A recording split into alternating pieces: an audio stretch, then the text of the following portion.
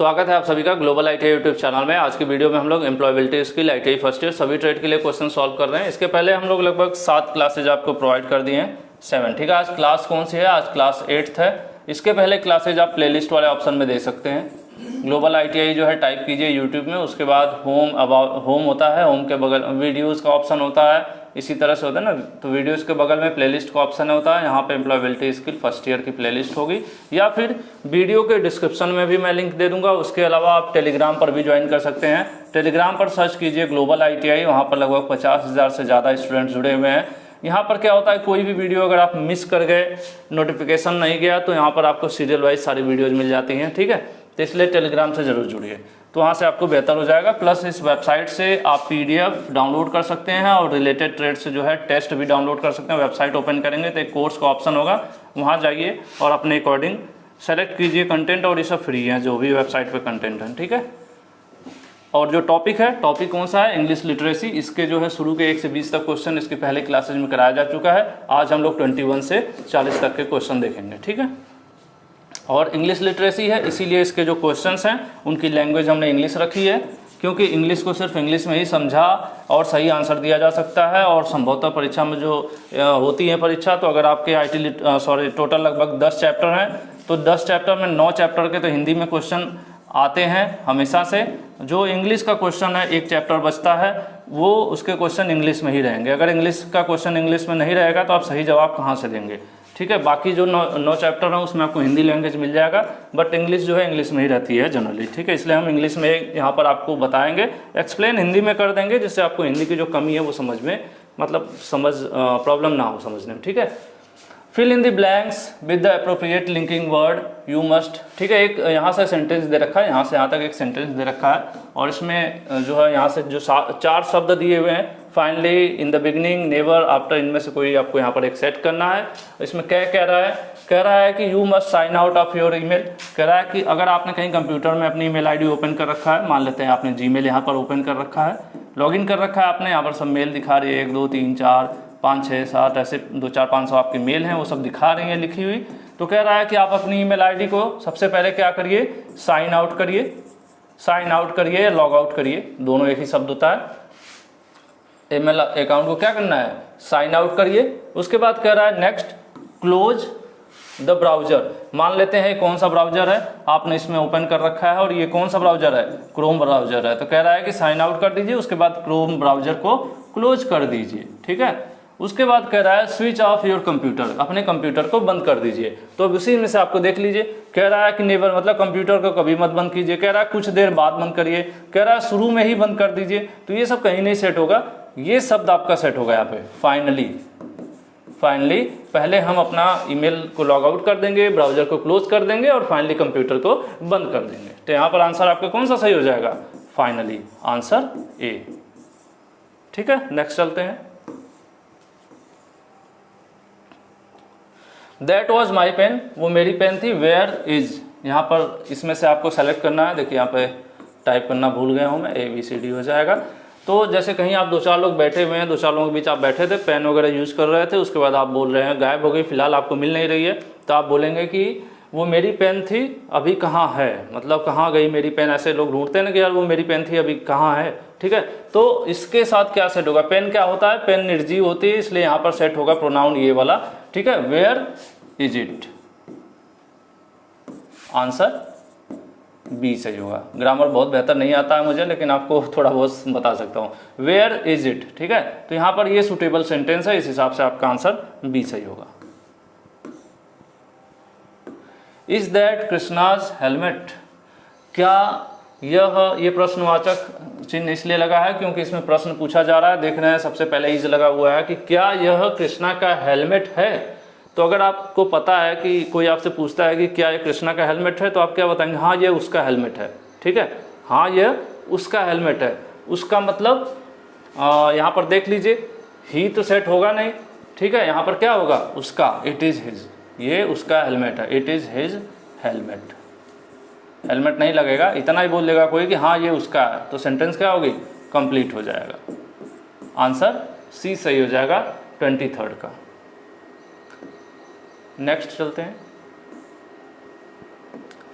Replace the underline word with the correct pronoun from the given option. नीचे दिए गए शब्द जो प्रोनाउन दिए गए हैं उसमें से आपको एग्जैक्टली यहाँ पे भरना है और सेंटेंस यहाँ से शुरू होता है, एक सेंटेंस यहाँ है, दूसरा सेंटेंस यहाँ से यहाँ तक है, दूसरे वाले में आपको ये चीज़ फिल करनी है। कुछ लोग शिकायत कर रहे हैं, मैंने देखा कमेंट वगैरह पे कि आप जो है बहुत बेहतर तरीके से एक्सप्लेन नहीं कर पा रहे हैं, तो सही बात है, इंग्लिश के क्वेश्चन में एक्सप्लेन नहीं कर पा रहा हूँ, इस चीज़ को मैं मानता भी हूँ, ठीक है।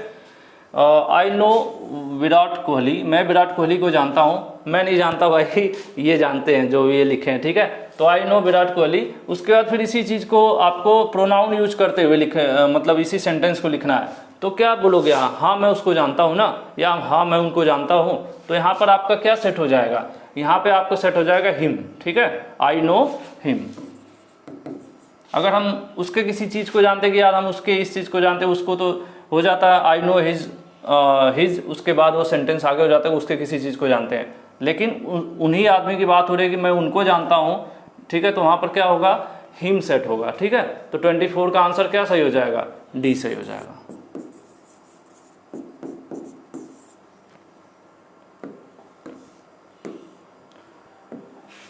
When the capital letter used, कह रहा है कैपिटल लेटर कब यूज होता है, कैपिटल लेटर में समझ रहे हैं ना, इस तरह से बड़ा लिख दिया हमने, ये कैपिटल लेटर हो गया, उसी चीज को ऐसे लिखा तो ये स्मॉल लेटर हो गया। तो कैपिटल लेटर कहाँ यूज किया जाता है, तो कह रहा है कि सेंटेंस के शुरुआत में, beginning of the sentence, name of the person, अगर किसी का नाम अंकित है तो कैसे लिखता है, ए कैपिटल लिखता है, बाकी सब स्मॉल लिखता है। उसके बाद नेम ऑफ द प्लेस, अगर डिस्ट्रिक्ट का नाम गाजीपुर है तो कैसे लिखते हैं, जी कैपिटल लिख देते हैं, बाकी स्मॉल लिख देते हैं। तो यहाँ तीनों पे सही सेट हो रहा है ना, सेंटेंस के बिगिनिंग में, पर्सन के नाम में, किसी जगह के नाम में, इसका मतलब यहाँ पर आंसर कौन सा सही हो जाएगा, आंसर डी सही हो जाएगा, ऊपर के सभी ऑल ऑफ द एबव, ठीक है। नेक्स्ट चलते हैं।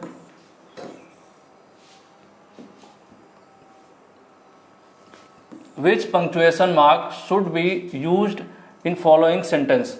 जैसे आपने देखा होगा ना, कहीं कहीं फुल स्टॉप यूज होता है, जैसा सेंटेंस है, कहीं क्वेश्चन मार्क होता है, कहीं पे ये एक्सक्लेमेटरी यूज होता है, जैसे जहाँ पर कुछ आश्चर्यजनक हो, ठीक है, कोई अरे कितनी अच्छी चीज़ है, ऐसा कुछ विस्मयबोधक जिसको कहते हैं, कुछ इस तरह की चीज़ें, तो अलग अलग होता है, कहीं कहीं कॉमा कहीं कहीं यूज होता है, तो सबका अपना फंडा है, ठीक है।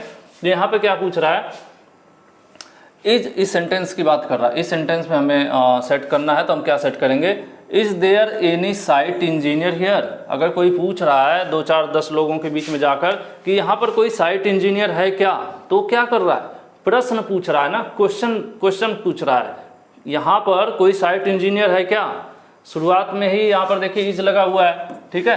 तो इसका मतलब ये कौन सा सेंटेंस हो गया, ये क्वेश्चन मार्क वाला सेंटेंस हो गया, प्रश्नवाचक सेंटेंस हो गया, ठीक है। तो यहाँ पर आंसर आपका कौन सा सही हो जाएगा, क्वेश्चन मार्क। 26 का आंसर कौन सा सही होगा, आंसर ए। इसके लास्ट में क्या लगेगा, क्वेश्चन मार्क लग जाएगा, 26 का ए। नेक्स्ट चलते हैं। Which of the following is a sentence with the correct punctuation. कह रहा है कि ये सब सेंटेंस नीचे लिखे हुए हैं, तो इसमें जो पंक्चुएशन यूज किए गए हैं वही चीज़ें, मतलब फुल स्टॉप, कॉमा, ये क्वेश्चन मार्क, तो कि कौन सा सेंटेंस ऐसा है जिसमें सब कुछ सही है, ठीक है। तो कह रहा है the box is full of nuts, एक डब्बा है जो भरा हुआ है नट्स, ठीक है, नट्स से भरा हुआ है उसमें, उसके बाद कॉमा, बोल्ट्स है, नट्स है, बोल्ट्स है, स्क्रूज है, ठीक है, बोल्ट्स होना चाहिए था, ठीक है, बोल्ट्स होना चाहिए, नट है, बोल्ट है, स्क्रू है एंड नेल्स, ठीक है।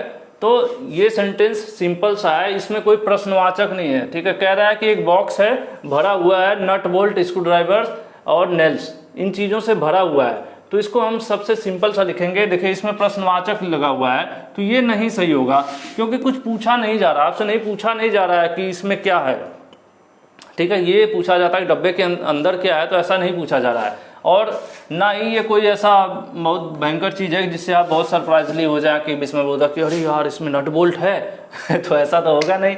और ये वाला जो सेंटेंस है इसके लास्ट में देखिए कुछ लगा ही नहीं है, तो इसलिए तीनों सेंटेंस सही नहीं है। आपका जो फर्स्ट सेंटेंस है 27 का ए, यही सही होगा कि पहले ही के बाद दूसरे चीज़ के बीच में कॉमा है, फिर इसके बीच भी, और चौथी चीज़ के बीच में क्या है, एंड आ गया है, ठीक है। तो ये सूटेबल है, लास्ट में फुल स्टॉप भी लगा हुआ है, तो इसलिए यहाँ पर आंसर कौन सा सही होगा, आंसर ए सही हो जाएगा, ठीक है। नेक्स्ट चलते हैं। State the kind of sentence, जो सेंटेंस है किस प्रकार का है बताइए। Keep the tools in good condition, ठीक है। सेंटेंस कहाँ से है, यहाँ से सेंटेंस शुरू हो रहा है, यहाँ तक कह रहा है कि ये सेंटेंस किस प्रकार का है, ठीक है, किस प्रकार का है, काइंड मतलब कि किस तरह का सेंटेंस है, इसके बताना है। कोई कह रहा है keep the tools in good condition, कि जो आप टूल्स इस्तेमाल कर रहे हो उसको हमेशा सही तरीके में रखो, प्रॉपर रखो, मतलब उसमें टूट फूट ना हो, उसमें ऑयल वगैरह लगा कर रखो, जंग ना पकड़े। तो ये किस प्रकार का होगा, जैसे आपका सुपरवाइजर है, कहता है कि अपने जो टूल्स हैं, आपके हैंड टूल्स हैं, उनको सही तरीके में अच्छी कंडीशन में रखना है, ठीक है। सुपरवाइजर आपसे क्या कहता है कि टूल्स को हमेशा अच्छी कंडीशन में रखो, तो वो किस प्रकार का हो जाएगा, ठीक है। तो वो क्या हो जाएगा, आपका इंपरेटिव हो जाएगा, ठीक है, इंपरेटिव सेंटेंस हो जाएगा। आंसर सी सही होगा। एक तरह से इसमें आदेश हो जाता है, ठीक है, कि आपको ये करना है, मतलब अनिवार्य समझ लीजिए। इंपरेटिव मतलब करना ही है आपको। देखो हिंदी भी गड़बड़ लिखा है, जो भी है अनिवार्य, ठीक है। जैसे अब सुपरवाइजर बोल रहा है तो आपको करना होगा ना, ऐसा नहीं है कि वो बोला कि आप नहीं करेंगे, तो एक तरह से अनिवार्य हो गया ना। तो ऐसे सेंटेंस को क्या कहते हैं, इंपरेटिव सेंटेंस कहते हैं। आंसर आपका सी सही हो जाएगा। रीअरेंज, इसको दोबारा अरेंज करना है शब्दों को, the word to form a question, ठीक है। Rearrange the word to form a question, एक क्वेश्चन तैयार करने के लिए शब्दों को, मतलब प्रश्नवाचक सेंटेंस बनाना है आपको। क्वेश्चन लिखा हो ना, तो आपको एक सवाल तैयार करना है, एक सवाल तैयार करना है दिए गए शब्दों से। शब्द दिए हुए हैं, तो कौन कौन सा शब्द है, एक शब्द ये है, यहाँ से शुरू हो रहा है, ठीक है, काइंड ऑफ, उसके बाद व्हाट इज दिस मशीन, और ये यहाँ से यहाँ तक, ठीक है। तो ये जो शब्द हैं इनको एक सही प्रॉपर लाइन में सेट करना है आपको, जिससे कि ये प्रश्नवाचक सेंटेंस बन सके। आपको किसी से प्रश्न पूछना है और प्रश्न इन्हीं सेंटेंस को मिला के पूछना है, ठीक है। तो आप पढ़ लीजिए, kind of machine what is this, what kind of machine is this, ठीक है। यहाँ पर सही सेंटेंस कौन सा है, यहाँ पर सही सेंटेंस जो है आपका बी वाला है, ठीक है। What kind of machine is this? अगर आप किसी वर्कशॉप में गए हैं, नहीं जानते हैं कि यार ये मशीन कौन सी है, आपको कोई मशीन दिख गई तो आप कहते हैं ये कौन सी मशीन है, किस टाइप की मशीन है, ठीक है, किस प्रकार की मशीन है, आपको जानकारी नहीं है, तो आपको ये प्रश्न पूछना है। तो यही आपका सेंटेंस ग्रामर के हिसाब से सही है। इस तरह से पूछेंगे, What kind of machine is this, ठीक है। आंसर आपका बी सही हो जाएगा। बाकी जो सेंटेंस दे रखे हैं वो गलत है। द वर्ड when, कह रहा है एक शब्द है, किसको दर्शाता है, जो शब्द है when मतलब कब, ठीक है। कब शब्द, ये जो शब्द है क्या चीज़ दर्शाता है, जगह को दर्शाता है नहीं। अगर आपसे कोई पूछता कहाँ, ठीक है, अगर आपसे कोई पूछता कहाँ, तो वो किसको दर्शाता है, जगह को दर्शाता है। लेकिन कब पूछ रहा है ना, कब किसको दर्शाता है, कब दर्शाता है, यानी when दर्शाता है किसको, समय को दर्शाता है ना। तो समय के हिसाब से इसमें कौन सा आंसर सही हो जाएगा, आंसर डी सही हो जाएगा। अगर कौन रहता, हु शब्द लिखा रहता, हु मतलब कौन, तब वहाँ पे हो जाता कि किसी पर्सन को दर्शा रहा है, कि किसी के बारे में पूछ रहा है ना। लेकिन यहाँ पे कब पूछ रहा है तो किसके बारे में, टाइम की बात कर रहा है। तो आंसर आपका डी सही हो जाएगा, ठीक है। नेक्स्ट चलते हैं। Rearrange the jumped word to form a meaningful sentence, कह रहा है नीचे दिए गए जो यहाँ से यहाँ तक शब्द हैं इनको एक प्रॉपर लाइन में बनाइए, अरेंज करिए, जिससे कि एक सेंटेंस बन जाए और सेंटेंस का एक मतलब निकले, ठीक है। तो कह रहे हैं कि एक सुपरवाइजर है, भेल में काम करता है पीटर। तो अगर हिंदी में अगर हम सेट करें तो हम क्या कह सकते हैं, पीटर काम करता है एक सुपरवाइजर की तरह, किसमें, भेल कंपनी में, ठीक है। तो अपने आप हो गया ना, सबसे पहले पीटर आ जाएगा, दूसरा आ जाएगा वर्ब आ जाएगा, उसके बाद किसकी तरह काम करता है, एज ए सुपरवाइजर, कहाँ काम करता है, भेल में काम करता है, यानी 1 2 3 4। तो यहाँ पर देख लीजिए, Peter worked as a supervisor in भेल। आंसर आपका कौन सा सही हो जाएगा, 31 का सी, ठीक है। नेक्स्ट चलते हैं। Rearrange the word to form a sentence small pieces, ठीक है। अब फिर से एक सेंटेंस बनाना है आपको, यहाँ से यहाँ तक शब्द दिए हुए हैं, ठीक है। कह रहा है छोटे छोटे टुकड़े इनटू में, छोटे छोटे टुकड़ों में काटना है किसको, द ओनियन, ठीक है। द ओनियंस, प्याज है, उसको छोटे छोटे टुकड़ों में काटना है। तो इनको मिलाकर आपको सेंटेंस बनाना है, ठीक है। तो क्या करेंगे, cut the onions into small pieces, पहला ही सेंटेंस आपका सही हो जाएगा। कट द ओनियंस, प्याज को किसमें, छोटे छोटे टुकड़ों में काटना है, तो इसलिए आपका आंसर ए सही हो जाएगा, 32 का ए। नेक्स्ट क्वेश्चन है the sentence please help me, यहां से यहां तक का सेंटेंस दिया हुआ है, please help me finish this, मुझे ये काम करने में मदद करिए, please help me finish this, इसको करने में मुझे मदद कीजिए।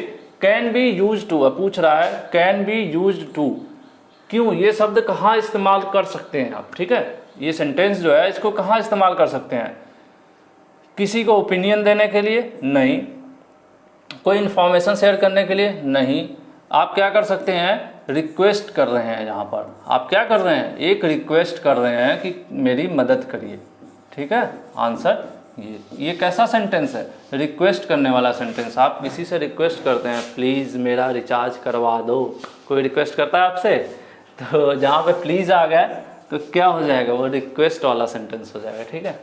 तो यहाँ पर 33 का आंसर ए सही हो जाएगा। नेक्स्ट चलते हैं, formal greeting are used when, formal greeting कब इस्तेमाल करें, ग्रीटिंग मतलब नमस्ते, hello, good morning, good evening, ये सब ग्रीटिंग कहलाता है, अभिवादन, ठीक है। तो कह रहा है फॉर्मल कब इस्तेमाल करते हैं, मैंने आपको बताया था पहले भी, काफ़ी वीडियोज में बता चुका हूँ। फॉर्मल होता है, ठीक है, और एक इनफॉर्मल होता है।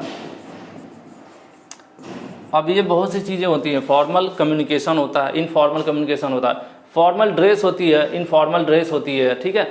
तो फॉर्मल मतलब समझ लीजिए कहीं भी वो ड्रेस की बात हो या फिर आपके ग्रीटिंग की बात हो, कहीं भी फॉर्मल।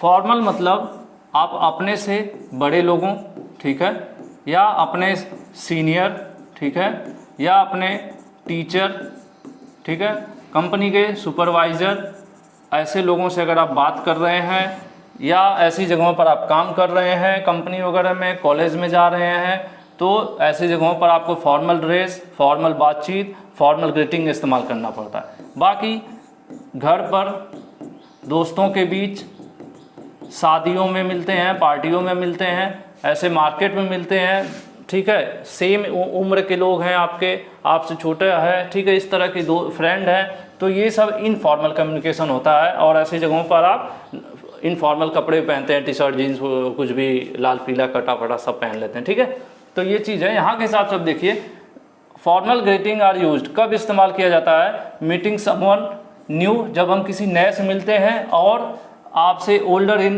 एज, आपसे उम्र में बड़ा हो, सही बात है भाई, फॉर्मल ग्रीटिंग हम तभी करेंगे ना, हमसे बड़ा भी हो, कोई नया आदमी मिल रहा है, किसी कंपनी में गए, हमसे उम्र में भी बड़ा है और बॉस भी है और नया नया आया है, तो भी हम उससे मिलेंगे तो उससे रिस्पेक्टफुली बात करेंगे। उसके बाद दूसरा, मीटिंग हायर ऑफिशियल्स, अपने से सीनियर लोगों से मिल रहे हैं, तब भी हम क्या करेंगे, फॉर्मल तरीके से ही बात करेंगे। बिजनेस मीटिंग है, कई लोग इकट्ठा हैं सब, तो भी हम क्या करेंगे, फॉर्मल करेंगे, फॉर्मल तरीके से बातचीत, या ये जो ग्रीटिंग्स है कि गुड मॉर्निंग वगैरह जो भी चीज़ें हैं वो। तो इस केस में क्या हो जाएगा, आंसर डी सही हो जाएगा, ठीक है, यहाँ पर 34 का। नेक्स्ट चलते हैं,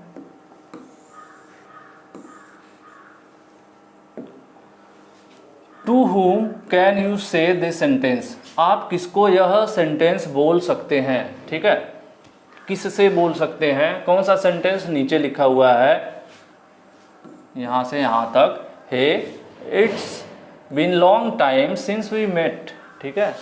अगर आप किसी से मिलते हैं, कहते अरे हे यार बहुत दिन हो गया मिले, कहाँ थे, बड़े दिनों बाद मिले हो, ठीक है। तो ऐसे शब्द आप कहाँ इस्तेमाल करते हो, ऐसे शब्द आप इस्तेमाल करते हो जब आपके दोस्त मिलते हैं, ठीक है।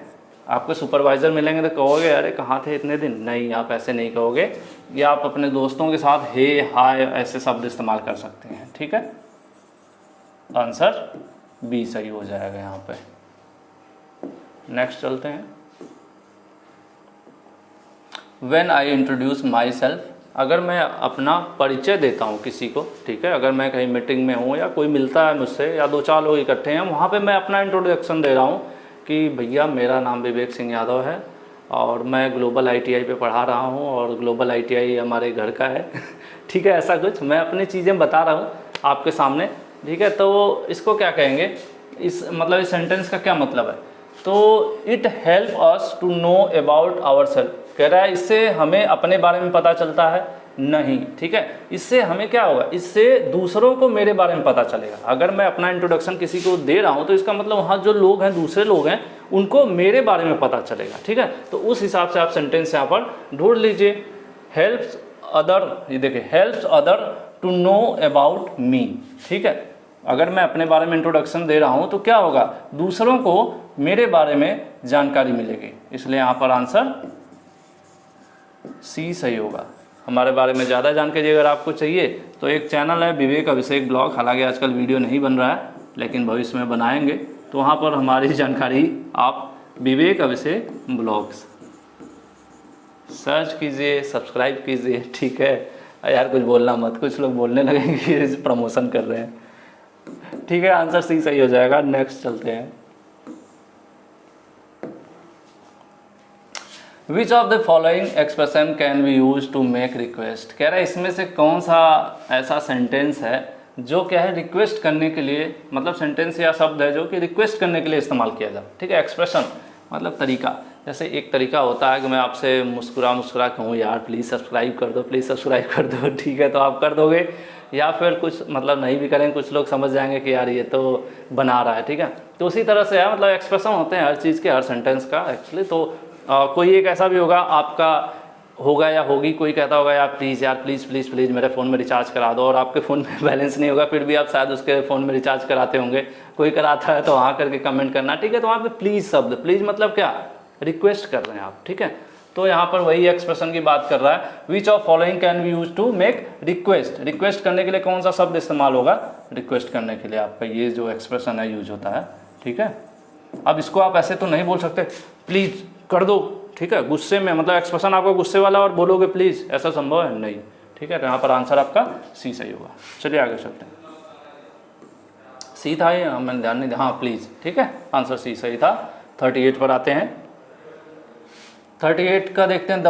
The phrase could you please tell me about, क्या आप मुझे अपने बारे में, ठीक है, बता सकते हो। Could you please tell me about, मुझे, अब मुझे बता सकते हो, अबाउट नहीं लिखा है किसके बारे में। इज यूज्ड टू, किस, क्यों यह सेंटेंस यूज किया जाता है, ठीक है। किसी को धन्यवाद देने के लिए नहीं, इसके लिए नहीं इस्तेमाल होगा। इंट्रोड्यूस समवन, किसी का इंट्रोडक्शन नहीं, ठीक है। अगर गिव इन्फॉर्मेशन नहीं, इन्फॉर्मेशन आप नहीं दे रहे हैं, आप क्या करें, इन्फॉर्मेशन के बारे में पूछ रहे हैं, ठीक है।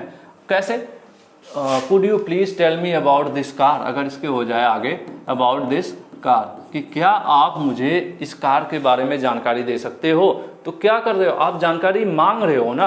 तो यही चीज़ है यहाँ पे, आस्क फॉर इन्फॉर्मेशन, इन्फॉर्मेशन पूछना, मांगना, ठीक है। तो यहाँ पर ये जो सेंटेंस है इन्फॉर्मेशन मांगने के लिए इस्तेमाल किया जाता है, ठीक है। आंसर आपका सी सही हो जाए। नेक्स्ट है यहाँ पे 39। What will the response to this question be, ठीक है। क्वेश्चन का क्या रिस्पॉन्स होना चाहिए, ठीक है, क्या होना चाहिए। क्वेश्चन क्या है, हाउ वॉज क्लास टूडे। अगर ये क्वेश्चन मैं ही आपसे पूछ देता हूँ अगर कि हाउ वॉज क्लास टूडे, ठीक है, आज की क्लास कैसी थी। अभी ये क्वेश्चन और देख लेना, उसके बाद कमेंट करके जवाब देना इसका, ठीक है। आज की क्लास कैसी थी, तो आप क्या जवाब दोगे, ठीक है। आप दोगे कि इट वॉज फाइन, अच्छी थी। वी लर्न मैनी, नहीं थे, हमने कई नई जानकारी पाई या हमने कुछ नया सीखा, ठीक है। क्या सीखा, ठीक है। इट वॉज फाइन, कि ये अच्छी थी, क्लास अच्छी थी और हमने बहुत नई चीज़ें सीखी, ठीक है। ये, या फिर कहोगे ओ आई सी, इट्स सो, थैंक यू, नहीं, ये सेंटेंस नहीं सेट होंगे। इसका आंसर क्या होगा, अगर आपसे पूछा जाए कि आज की क्लास कैसी थी, तो आप कहेंगे कि अच्छी थी, अच्छी लगेगी तभी आप, हालांकि आप चाहो तो ना भी कहो, लेकिन आंसर आपको यही देना पड़ेगा, हाँ अच्छी थी, आज हमने कुछ नई चीज़ें सीखी, ठीक है, बहुत सी नई चीज़ें सीखी। तो यहाँ पर आपका आंसर ये सही हो जाएगा। नेक्स्ट है और इस सीरीज का फिलहाल इस पीडीएफ का लास्ट क्वेश्चन है। नेक्स्ट आगे क्वेश्चन हम अगली वीडियो में करेंगे। What is the correct question to ask to get this response. देखिए इसमें उल्टा है, ठीक है, इसमें आंसर दे रखा है। आंसर क्या दे रखा है, इट इज 2 किलोमीटर, ठीक है, from the railway station. Answer पहले दे दिया है। देखिए इसीलिए मैं कहता हूँ कई बार ऐसा हो जाता है कि क्वेश्चन को ही आंसर बना दिया। इसमें आंसर पहले दे दिया है कि यह 2 किलोमीटर दूर है रेलवे स्टेशन से, ठीक है। आंसर क्या है, यह 2 किलोमीटर दूर है रेलवे स्टेशन से। अब क्वेश्चन आपको यहाँ ढूंढना है। क्वेश्चन ये दे रखा है, इसमें से कह रहा है कौन सा सुटेबल क्वेश्चन है। अब कह रहा है वेयर इज रेलवे स्टेशन, ठीक है, कि रेलवे स्टेशन कहाँ है, ठीक है। तो ये तो पहले से ही बता रहा है कि रेलवे, ये कह रहा है रेलवे स्टेशन से 2 किलोमीटर दूर है। तो क्या रेलवे स्टेशन से 2 किलोमीटर रहेगा, नहीं, तो ये गलत हो जाएगा। अब कह रहा है how for the ITI from the railway station. अगर आपसे कोई पूछता है कि जो ITI है, जो ITI कॉलेज है, रेलवे स्टेशन से कितनी दूर है, तब आप कहोगे कि ये 2 किलोमीटर दूर है रेलवे स्टेशन से। लेकिन हमारा कॉलेज 3 किलोमीटर दूर है। कौन सा रेलवे स्टेशन है, औंढियार जंक्शन, ठीक है। यहाँ पे दिल्ली, मुंबई और पटना, बिहार, बहुत सी जगहों के लिए ट्रेन आती है। तो ये सेंटेंस जो है इसका क्वेश्चन क्या होगा, बी वाला क्वेश्चन सही होगा इस आंसर के लिए। फिलहाल इस क्वेश्चन का आंसर बी सही होगा। तो इसीलिए कई बार ऐसा होता है कि क्वेश्चन को आंसर बना दिया जाए और आंसर को क्वेश्चन बना दिया जाए। तो अगर समझ के पढ़ेंगे तो बहुत बेहतरीन प्रदर्शन करेंगे, रटेंगे तो अब कंफ्यूज हो जाएंगे कौन किससे 2 किलोमीटर दूर है, ठीक है। तो बहुत ज़्यादा परेशान होना नहीं होता। क्लास को लाइटली लीजिए, समझिए, दिमाग खोल के, रिलैक्स होके एक तरफ से आप पढ़ते जाइए, समझते जाइए, तो आपको रटना नहीं पड़ेगा, बहुत जानदार हो जाएगी पढ़ाई तैयारी, ठीक है। तो इसमें इतना ही। Thank you.